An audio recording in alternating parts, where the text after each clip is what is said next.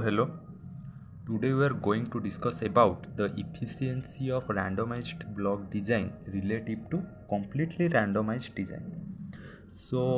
In first we first discuss about a very basic concept that is refers to uniformity trial.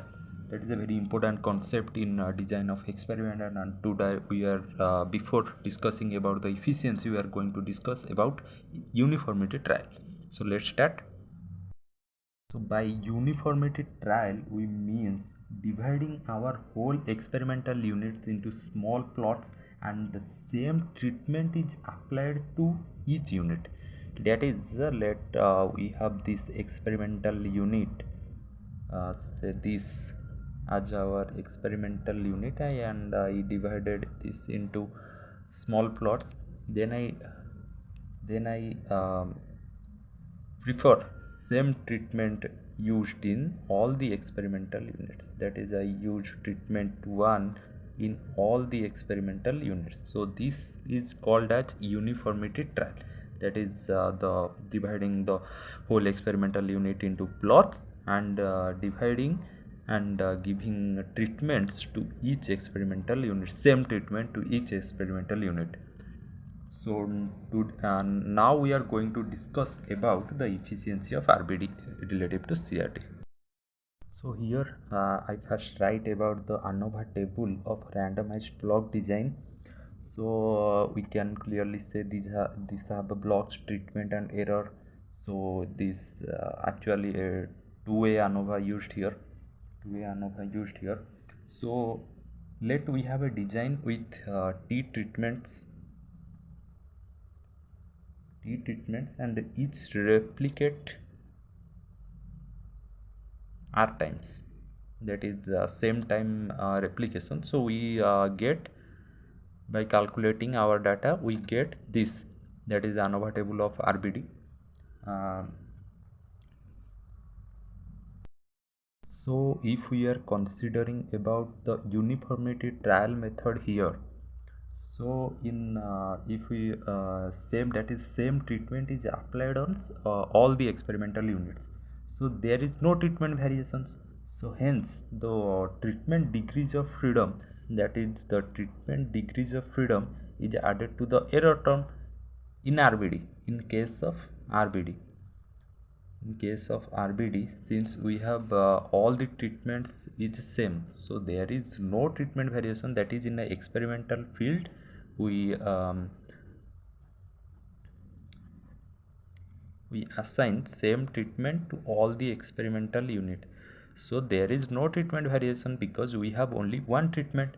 So the treatment degrees of freedom is added to the error degrees of freedom. So in RBD, the error degrees of freedom becomes T minus 1 plus R minus 1 into T minus 1.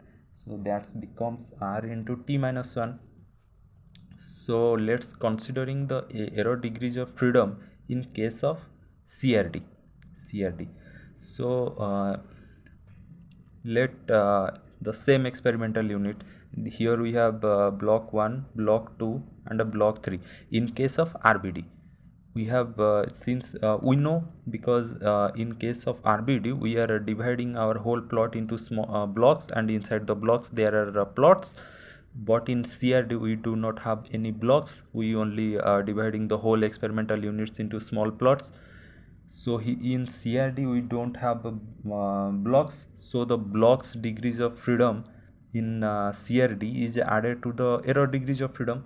So in CRD, the block degrees of freedom, that is the same experimental unit, we first apply the randomized block design, then we considering it with the completely randomized design. That is, we are applying a completely randomized design in this block, and we are avoiding the blocks. So here we the blocks degrees of freedom are added to the error term. So here error term becomes R minus 1 plus R minus 1 into. So in case of CRD, we get our error degrees of freedom as R minus 1 into T minus 1, and also we have T minus 1, since there are no dissimilar treatments, that is we use same treatment in all the plots. So this also added to this error term. So here this becomes rt minus 1, that is in CRD error degrees of freedom is rt minus 1, in RBD error degrees of freedom is r into t minus 1. So now we calculate the error mean square due to CRD first. So here in case of RBD we have in RBD we have mean sum of square due to error equal to small s e square.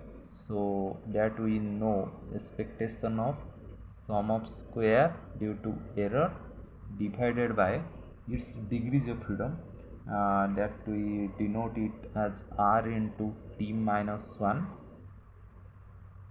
equal to small s e square. That is in case of RBD we have this mean sum of square due to error as this, and in case of CRD we now calculate the mean sum of square due to error, that is we denote it by s e dash square. So this formula is now given by r into t minus 1 sc square plus r minus 1 sb square divided by rt minus 1. So now we are going to discuss about this formula. So in case of CRD, we no blocking is done. So in the experiment we first did the blocks. So this block sum of square is added to the error term in CRD. In CRD the we added the block sum of square term to the error term. Similarly we do not have the treatments, because we have all the treatments are same, so there is no treatment variations. So here the treatment sum of square is 0, and here r into t minus 1 sc square is the error sum of square that we have get in the RBD. So here we get all this numerator as error sum of square in case of CRD.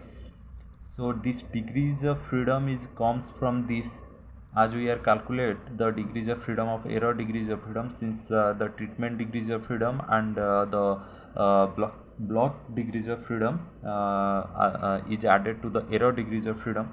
So we get this. So this formula is mean sum of square due to error for the CRD, and in RBD we just simply calculate the SC square. So here this comes from we all know sum of square due to error here implies sum of square due to error small sc square into r into t minus 1. So I just write this into here. So now we are calculating the efficiency of RBD with respect to CRD. So equals to mean sum of square due to error of CRD divided by mean sum of square due to error due to, of RBD. So this formula denotes the efficiency of RBD relative to CRD. So we all know the in calculating the efficiency in our inference,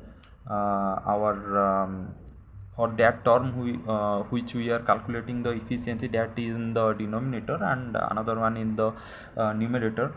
So here we get from the above that the mean sum of square due to CRD is r into t minus 1 sc square plus r minus 1 sb square divided by rt minus 1 whole divided by mean sum of square due to error of RBD. So that's simply we calculate here sc square.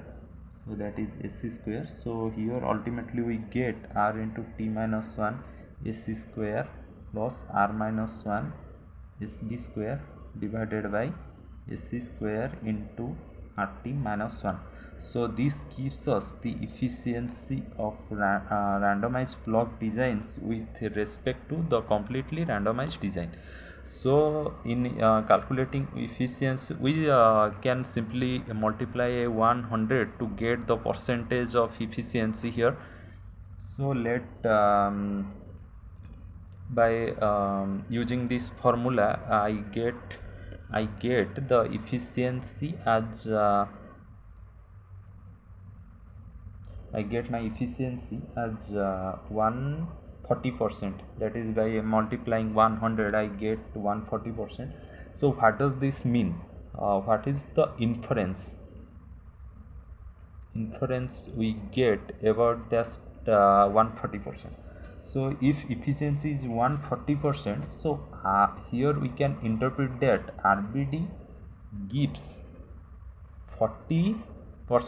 RBD gives 40% more efficiency than CRD. That is, by blocking our experimental area, we get more efficient than the CRD design. So that's all. In the next class, we are taking an example and calculating the efficiency of RBD relative to CRD. So thank you for watching.